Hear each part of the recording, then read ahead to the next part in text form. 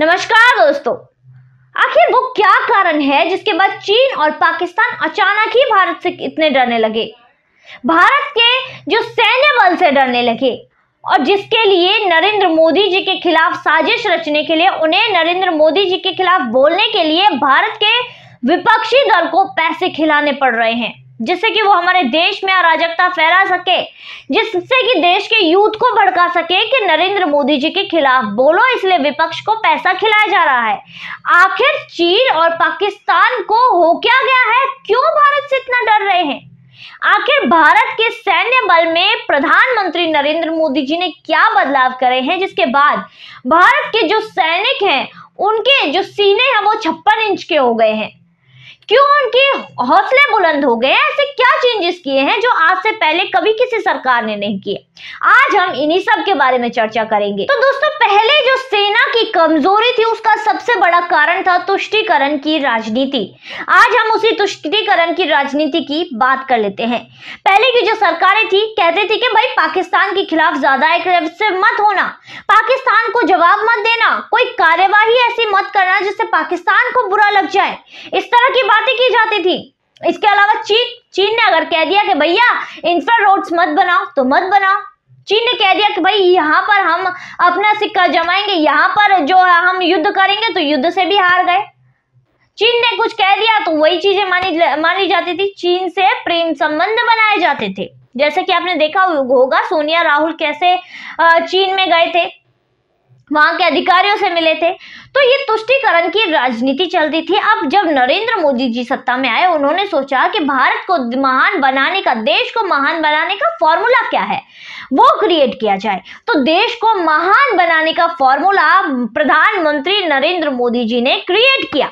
उन्होंने क्रिएट किया कि आर्थिक शक्ति प्लस सैन्य शक्ति इज इक्वल टू महान राष्ट्र। उन्होंने ये फॉर्मूला क्रिएट किया जिसके तहत उन्होंने काम किया। अब आर्थिक क्षेत्र में तो उन्होंने कितने काम कर दिए हैं, कितने ऊपर भारत को पहुंचा दिया, ये किसी से भी नहीं छुपा है। फिर दूसरी तरफ आते हैं सैन्य शक्ति। अब सेना के जवानों के बारे में प्रधानमंत्री नरेंद्र मोदी जी ने सबसे पहली बात ये सोची कि सेना के जवान अपने परिवार के जैसे होते हैं। तो बताइए आप लोग दिवाली किसके साथ मनाते हैं? अपने परिवार के साथ मनाते हैं। तो प्रधानमंत्री नरेंद्र मोदी जी ने सेना के जवानों को अपना परिवार समझा। वो हर दिवाली सेना के जवानों के साथ मनाते हैं जिससे कि उनका मनोबल बढ़ सके। अब सेना को और मजबूत कैसे बनाया जाए, उसके लिए भी प्रधानमंत्री नरेंद्र मोदी जी ने दिमाग लगाना शुरू किया। उन्हें अपने धर्म ग्रंथ याद आ गए। धर्म ग्रंथ याद आते ही उन्होंने सोचा कि भाई अर्जुन के पास, भीष्म पितामह के पास, कर्ण के पास ऐसे कौन से शस्त्र थे जिसके बाद जो कि उन्हें महान बनाते थे, क्योंकि बाकी सैनिक भी तो लड़ते थे, पर वही महान क्यों बने? क्योंकि उनके पास उनके जो स्पेशल कुछ शस्त्र थे, हथियार थे, जिसके बाद जो हथियार उन्हें महान बनाते थे, विजेता बनाते थे। जिसके बाद नरेंद्र मोदी जी ने भी यही बात सोची तो राफेल को भारत में ले आए। इसके अलावा 20-22 साल हो गए बोफोर्स के बाद, किसी सरकार ने ये संज्ञान नहीं लिया कि यहाँ पर जब आर्टिगन सिस्टम आने चाहिए। सिर्फ नरेंद्र मोदी जी ने ही ये संज्ञान लिया और आर्टिगन सिस्टम को भी भारत ले आए। तो दोस्तों, जो हमारी सेना है वो 5 अलग अलग तरीके से काम करती है। कहा जाए तो 5 भागों में इन्हें बांटा गया है। पहला है इन्फेंट्री, दूसरा है आर्टिलरी, तीसरा है आर्म्ड कोर, चौथा है सिग्नल्स और 5वां है इंजीनियर्स।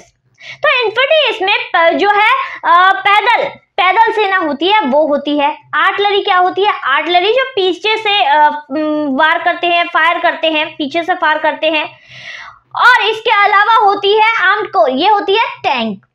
इसके अलावा होती है सिग्नल्स, कम्युनिकेशन, और इसके अलावा इंजीनियर्स जो माइल्स बनाते हैं, ब्रिज बनाते हैं, वो होते हैं। तो ये 5 भागों में सेना को बांटा गया है। वही नरेंद्र मोदी जी ने इन सभी के लिए वो उपहार सोचे जो इनको उपहार में दिए जाएं। सेना को नरेंद्र मोदी जी ने क्या क्या उपहार दिए हैं, कौन कौन से अब जो आधुनिक हथियार है वो नरेंद्र मोदी जी लाए हैं, अब उनकी भी थोड़ी चर्चा कर लेते हैं। तो दोस्तों, नरेंद्र मोदी जी द्वारा दिए गए ये उपहार में सबसे पहला आता है towed guns. 1580 towed guns Bharat के लिए नरेंद्र मोदी जी ने दिया। वही दूसरी तरफ माउंटेन गन्स 800 माउंटेन गन्स, और इसके अलावा धनुष 414। इसके अलावा अल्ट्रालाइट हेविजर M777 HUS से 145, ट्रैकिंग गन्स दोस्तों, tracking guns 200, anti tank missile system 321 32,000 crore का, वहीं दूसरी तरफ मिसाइल्स 20 करोड़ की। इसके अलावा और भी चीजें थी, air defence guns 1102 air defence guns. इसके अलावा एडवांस लाइट हेलीकॉप्टर 15 जो वेपन सिस्टम था वो इसमें इंक्लूडेड था। तो इतने हैवी हेलीकॉप्टर्स जो हमारे फाइटर हेलीकॉप्टर्स होते हैं वो। वहीं दूसरी तरफ जो पुरानी एडी गन्स थी उनका रिप्लेसमेंट कराया और इनके लिए Pinaka multi launcher rocket system भी लाए। वहीं दूसरी तरफ रशियन जो कॉमोव AA हेलीकॉप्टर है उसको रिप्लेस करेगा, वो चीता को रिप्लेस करेगा। तो दोस्तों इतने बड़े बड़े आधुनिक हथियार यहाँ पर प्रधानमंत्री नरेंद्र मोदी जी भारतीय सेना के लिए लाए। अब जो मैंने यहाँ पर करोड़ों रुपए की बात की है, अब आप लोगों के मन में जरूर एक सवाल आ रहा होगा कि ये जो पैसा था प्रधानमंत्री नरेंद्र मोदी अब लगा रहे हैं, आज से पहले की सरकारें इसका क्या कर रही थी। तो दोस्तों ये तो सोचने ही वाली बात है कि करोड़ों रुपए, हजारों करोड़ों रुपए आज प्रधानमंत्री नरेंद्र मोदी जी सेना के ऊपर खर्च कर रहे हैं, अपने देश को शक्तिमान बना रहे हैं। पर आज से पहले की सरकारें इस पैसे का यूज कहाँ कर रही थी, उसका ना अता है ना पता है, ना ही कोई हिसाब है ना किताब है, क्योंकि उन लोगों ने इस पैसे का क्या किया उसका कोई भी लेखा जोखा नहीं है। वहीं दूसरी तरफ नरेंद्र मोदी जी में ये पूरी कला है कि वो पैसे को इकट्ठा भी करे और देश के लिए यूज भी करे, सेना पर लगाए, देश की आर्थिक स्थिति सुधारने में लगाए। तो नरेंद्र मोदी जी ने लगातार देश के लिए बहुत बड़े बड़े काम किए हैं, हमारी सेना को भी सशक्त बनाया है। तो दोस्तों जब से प्रधानमंत्री नरेंद्र मोदी जी ने हमारे देश के लिए इतने बड़े बड़े हथियार खरीदे हैं, आधुनिक हथियार खरीदे हैं, तभी सभी देशों की नींदें हराम हो चुकी हैं, उड़ चुकी हैं। चाहे चीन हो या पाकिस्तान हो, सभी सोच रहे हैं कि भैया हम तो गए। तो लगातार ये ऐसे ही सोच रहे हैं और लगातार भारतीय आर्मी अब इस मोदी जी के इन कदमों को लेकर बहुत खुश है।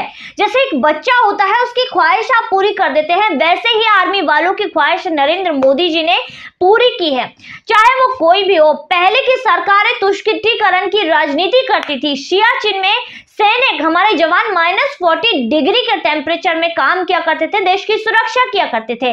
उनके लिए भी जो सुरक्षा की चीजें थी जो वहां पर प्रोवाइड कराई जाती थी, जो इतनी ठंड में रहने के लिए उन्हें जरूरी थी, वो चीजें भी नहीं दी जाती थी। कोई नेता उन्हें सियाचिन देखने तक नहीं जाता था, उनकी जो मांगे थी वो पूरी नहीं करी जाती थी। आज प्रधानमंत्री मोदी ने भारत का पूरा संज्ञान लिया, सैनिकों का संज्ञान लिया और सियाचिन में रहने वाले सैनिकों को भी सारी सुविधाएं प्रोवाइड कराई ताकि वो हमारे देश की सुरक्षा कर सके। सियाचिन में रहने वाले जो सैनिक हैं उनको गर्म टेंट प्रोवाइड कराए गए और उनकी पूरी जो उनकी जरूरत का सामान था, सारी चीजें उनको दी गई। तो आज वो खुशहाली से और पूरे जी जान से हमारे देश की रक्षा कर रहे हैं। तो दोस्तों आज की वीडियो में बस इतना ही। आशा करती हूँ आपको वीडियो अच्छी लगी हो, इससे आपकी बहुत जानकारी भी बढ़ी होगी।